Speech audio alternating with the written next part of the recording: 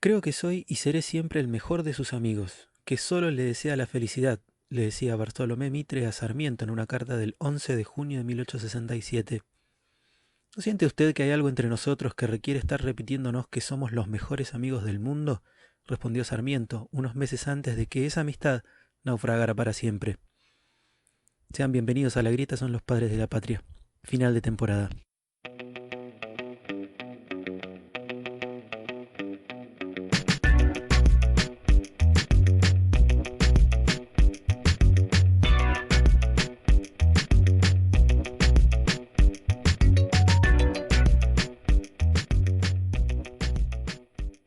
Antes de meternos de lleno en la rivalidad entre Bartolomé Mitre y Domingo Sarmiento, es importante recapitular un poco qué fue lo que sucedió en Argentina luego de la caída de Rosas. Muchas corrientes historiográficas han generado un imaginario de que luego de Caseros el país se normalizó, como que volvió a la paz y de repente fuimos todos amigos. Pero en verdad este periodo estuvo bastante lejos de eso. Lo cierto es que desde la batalla de Caseros en 1852 y hasta la presidencia de Mitre 10 años después, Argentina continuó siendo un hervidero por varias cuestiones. Durante estos 10 años, Urquiza tuvo el capital político y el militar, pero no el económico, y a medida que intentó doblegar militarmente a las élites porteñas, se fue ahogando económicamente. Por su parte, las élites porteñas tenían el capital económico y su capital político, pero no el militar. Así se generó una suerte de empate de poder que solo se pudo romper en 1861, cuando las fuerzas de la Confederación, al mando de Urquiza, fueron derrotadas por las fuerzas porteñas al mando de Mitre, en la batalla de Pavón. A partir de ahí, Urquiza se refugió en Entre Ríos y a Mitre le quedó el camino allanado para llegar a la presidencia. Pero para poder entender cómo pasó esto, debemos preguntarnos, como siempre, quién era Mitre.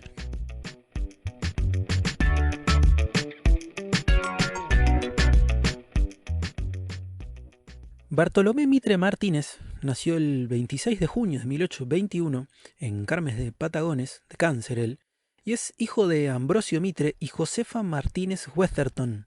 Si se fijan en este momento, los nombres son mucho más cortos, algo que no solamente sirve para hacerme la vida más fácil, sino que tiene que ver con la pérdida de influencia de la cultura hispánica. El padre de Mitre formó parte de la Asociación Patriótica y fue administrador de la Banda Oriental. A los 14 años, el padre de Mitre lo mandó a laburar a la estancia de uno de los hermanos de Rosas, pero este lo devolvió porque, cito, cuando encuentra una sombrita se baja del caballo y se pone a leer, lo que nos muestra que las tareas manuales no eran el fuerte del compañero Mitre. A los 17, la familia de Mitre regresó a Montevideo, donde lo ingresaron en el colegio militar, y en 1841, a sus 20 años, se casó con Delfina de Bedía. El padre de Delfina había peleado contra Napoleón en España y formó parte del Cabildo Abierto de 1810, que si yo fuera él me haría una remera que diga yo estuve y no me la saco más. Pero luego, con el rosismo, terminaron exiliados en Montevideo. Mitre se formó militarmente y en 1843 ocupó una subsecretaría en el gobierno de la Banda Oriental. La estadía de Mitre en Montevideo fue de una importancia fundamental para su vida, dado que tanto allí como en Chile es donde se fueron nucleando los grupos de exiliados que emigraron de la Argentina mientras transcurrían los gobiernos de Rosas. Para que entendamos mejor esta importancia, a mediados de la década del 40 se encontraban en un mismo lugar unitarios, federales desencantados con Rosas y los miembros de la generación del 37, entre ellos Sarmiento, con quien tuvo algunos encuentros. Entre 1846 y 1851, Mitre se fue de la Banda Oriental y realizó un periplo que lo llevó por Bolivia y Chile, donde se volvió a encontrar con Sarmiento y su amistad comenzó a crecer. Mitre volvió a la Banda Oriental en 1851 y peleó en la batalla de Caseros bajo las órdenes de Urquiza, y a partir de ahí su carrera militar y política comenzó un recorrido que lo llevó a ser coronel, diputado, ministro de gobierno, relaciones exteriores y de guerra.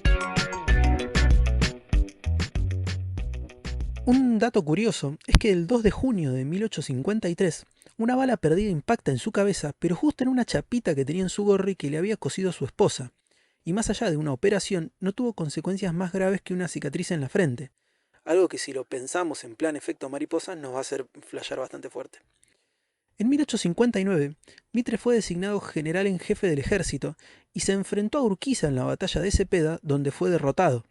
Al año siguiente lo eligieron gobernador de Buenos Aires y venció a Urquiza en la batalla de Pavón, lo que, como dijimos, fue determinante para su llegada a la presidencia en 1862. Lo que vemos en Mitre es a alguien que provenía de una familia de funcionarios que no eran de los estratos más ricos de la sociedad, pero eran lo suficientemente importantes como para tener distintos cargos administrativos. A su vez, la juventud de Mitre y sus años formativos fueron fundamentales para poder entenderlo, dado que él estaba en uno de los núcleos más importantes del antirrocismo. En Montevideo se formó militar, pero sobre todo intelectualmente. Y es en ese lugar y en ese contexto en el que su camino se cruzó con el otro personaje del capítulo de hoy, que no es ni más ni menos que Domingo Faustino Sarmiento.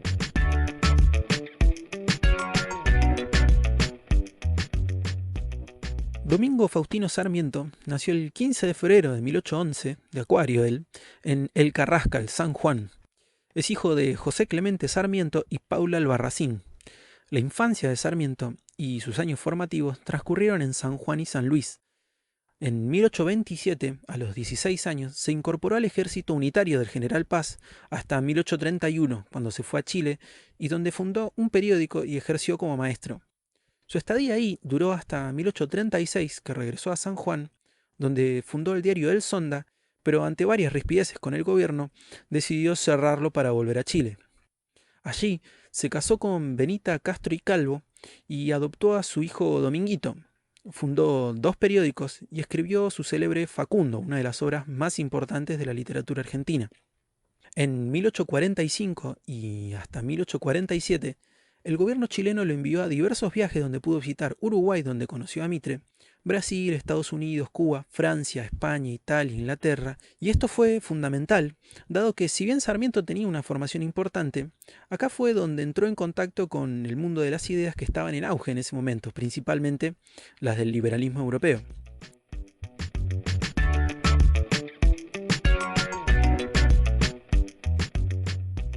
Para 1852, Sarmiento dejó Chile y se unió a las tropas de Urquiza para pelear contra Rosas en la batalla de Caseros, y a partir de ahí comenzó a formar parte de la vida política argentina que lo tuvo como un actor fundamental.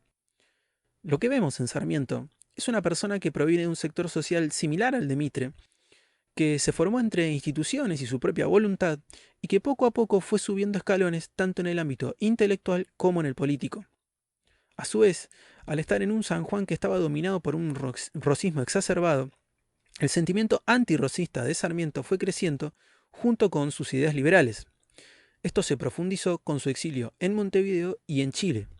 En definitiva, hasta el momento y por un buen rato, las vidas de Sarmiento y Mitre tuvieron muchos puntos en contacto y es por ello que la relación cordial primero y de amistad después fue a ser de un desarrollo esperablemente natural. Los problemas llegaron cuando ese enemigo en común desapareció y ahora les quedaba llevar adelante esas ideas que pregonaban desde el exilio.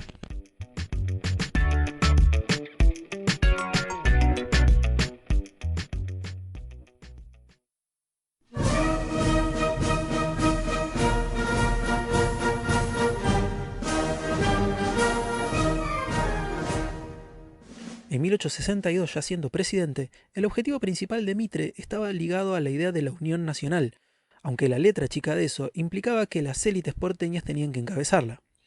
Tal es así que mediante una combinación de amenaza militar, coacción política y varios enfrentamientos armados, el país entero se subordinó a la dirección de Buenos Aires. O para decirlo sin tanto eufemismo, en nombre de la libertad, Mitre cayó a sangre y fuego a sus rivales. La presidencia de Mitre se extendió del 62 al 68 y durante esos años comenzaron las rispideces con Sarmiento. La primera fue apenas comenzó su mandato, cuando el nombre de Sarmiento sonaba como su vicepresidente, pero Mitre se inclinó por Marcos Paz, mientras que Sarmiento pasó a ser su ministro de gobierno. Esto duró poco, dado que unos meses más tarde Sarmiento fue electo gobernador de San Juan. En estos años, ambos tuvieron varias disputas en relación a los levantamientos que el Chacho Peñalosa encabezó por estas zonas. Primero, Mitre criticó la declaración de estado de sitio que Sarmiento decretó para poder enfrentarlo, y luego lo condenó fuertemente por su asesinato, que fue seguido de clavar su cabeza en una pica, en una escena algo bien estilo Game of Thrones. Sumado a esto, se dio un caso de un tipo que se llamaba Francisco Clavero que participó en un levantamiento en contra de Sarmiento. Sarmiento lo condenó a muerte, pero Mitre de inmediato anuló esa condena desautorizándolo públicamente.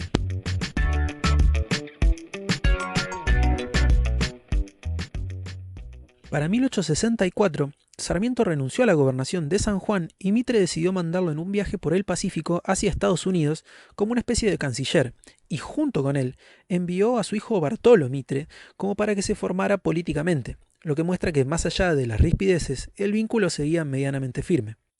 Al año siguiente estalló la guerra de la Triple Alianza entre Argentina, Uruguay y Brasil en contra del Paraguay, y eso fue un quiebre, tanto para la Argentina como para los planes que Mitre tenía para su presidencia. Lo que se pensó como una guerra que iba a durar unos pocos meses, se extendió durante 5 años en los que la opinión pública fue mutando y con ella los apoyos políticos a Mitre y su propia imagen. En lo personal, Mitre fue perdiendo el aura que lo había mantenido un poco por encima de las contiendas internas del Partido Liberal, y su figura aparecía cada vez más expuesta directamente a los ataques de la oposición. Sarmiento, desde Estados Unidos, comenzó a despegarse de su amigo, generando críticas tanto públicas como privadas, pero que poco a poco fueron tensando su relación. A esto se le sumó la muerte de uno de los hijos de Sarmiento en la guerra y la falta de apoyo de Mitre a Sarmiento en las elecciones presidenciales del 68.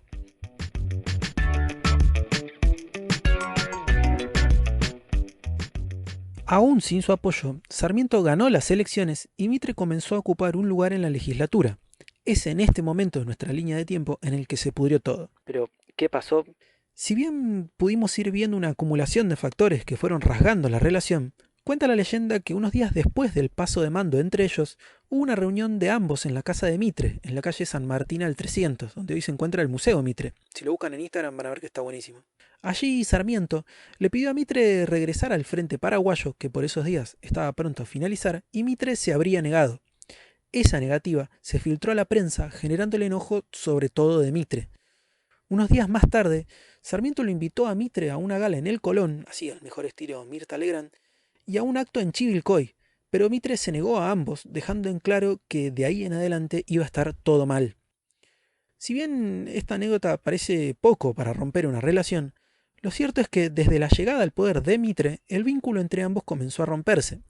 Y si bien fueron manteniendo las formas, las ambiciones personales y la lucha por la conducción de la creación de la nación fue horadando poco a poco una relación que quizás nunca estuvo hecha para durar.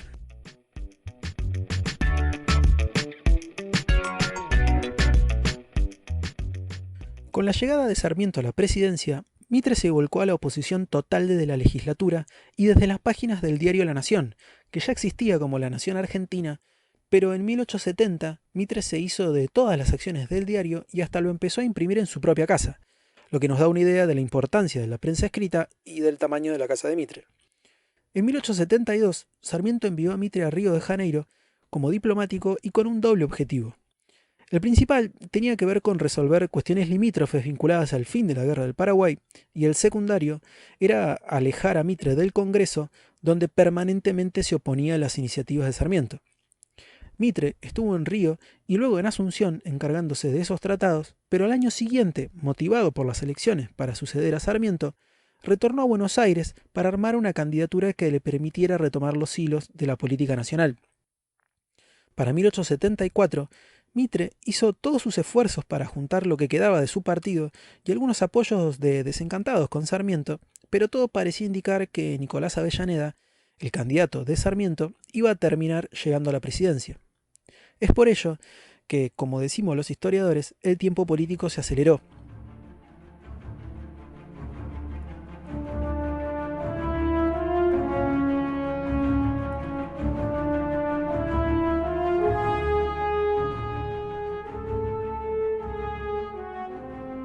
En 1874 se votó para diputados en febrero y luego para presidente en abril.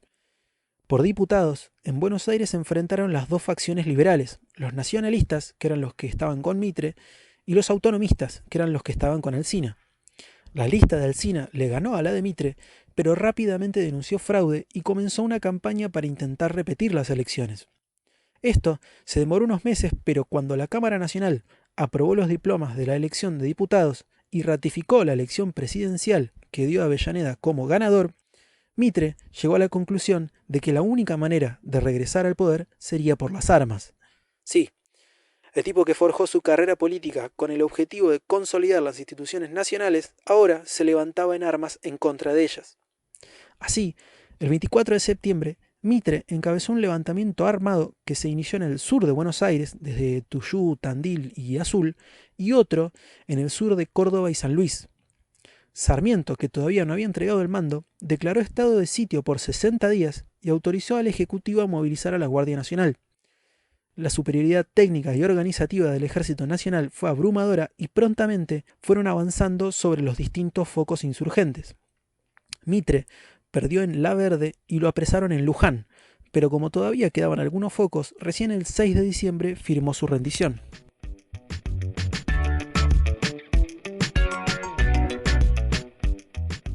Luego del levantamiento fallido, Mitre quedó como una figura de consulta en el Partido Nacionalista, y a partir de ahí le dedicó el resto de sus días a dirigir y escribir en el diario La Nación, y también a su vida erudita, que dio nacimiento a sus célebres Historias de San Martín e Historia de Belgrano. Acá hay algunos elementos que son claves y que tienen que ver con la diferencia de las consecuencias de ese levantamiento. Si bien Mitre había perdido la simpatía de muchos por la guerra del Paraguay, terminó de destruir su capital político con el levantamiento del 24 de septiembre. Y esto es fundamental porque a diferencia de otros momentos donde un levantamiento podía posicionarte como un héroe, Mitre perdió su capital político precisamente porque se levantó. Y esto nos habla del momento en el que se encontraba la sociedad argentina en su conjunto, no porque la lucha entre distintas posturas haya terminado, sino porque todas ellas ahora se dirimen en el ámbito político, especialmente en el electoral. Esto muestra una maduración del orden institucional, político y social vinculado al proceso de conformación del Estado Nacional.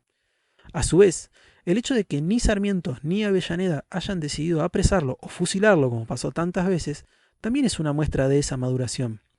Por su parte, luego de terminar su presidencia, la vida de Sarmiento transcurrió por varios cargos políticos, muchos de ellos dedicados a la docencia, hasta que en 1888 se mudó a Paraguay, donde muchos meses más tarde falleció a sus 77 años.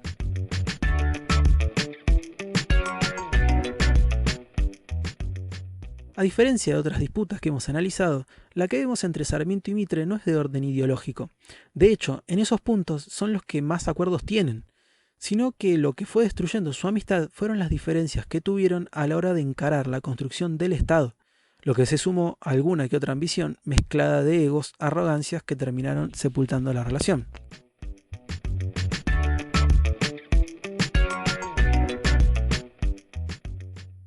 La figura de Mitre poco a poco fue tomada para ser convertida en un símbolo de la nación. Y esta conversión no se explicó por las precauciones que él pudo haber tomado para preservar su prestigio, sino a la necesidad de la sociedad de erigir un nuevo símbolo que expresara el triunfo de la unidad nacional, la consolidación institucional, la modernización y la renovación social.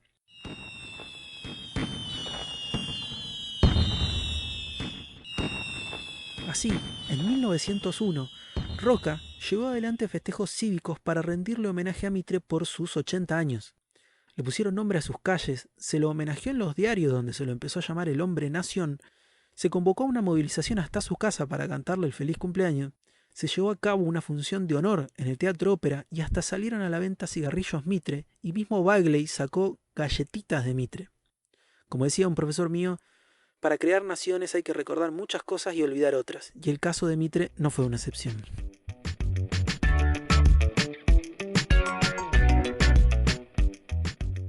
Así, llegamos al final de este capítulo y de esta primera temporada de La Grieta son los padres de la patria. Y para finalizar, me gustaría que recordemos que esta historia y las historias que hemos abordado pueden servirnos como una llave para intentar abrir el cajón de nuestra memoria nacional y para poder comprender quiénes la escribieron, de qué manera la fuimos absorbiendo y cómo la comprendemos hoy en día.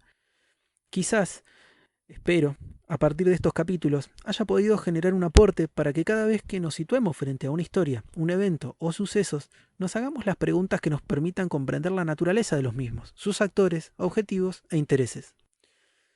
Quiero agradecer a todos y todas los y las que me han acompañado a lo largo de esta primera experiencia, escuchando mis audios, pidiéndoles sugerencias, dándolas, haciéndome devoluciones y bancando mi densa insistencia. Para el capítulo de hoy utilicé el libro Historia de la Argentina de Hilda Sábato, editado por Siglo XXI. Bartolomé Mitre, Entre la Nación y la Historia, de Eduardo Míguez, editado por Edasa. Y el libro Historia de las Ideas en la Argentina, de Oscar Terán, editado por Siglo XXI. Así que, bueno, amigos, amigas, espero que les haya gustado. Los esperamos en algún momento. Será para otra temporada de esta Grieta son los padres. Y los saludo. Saludos y, como siempre, pura vida.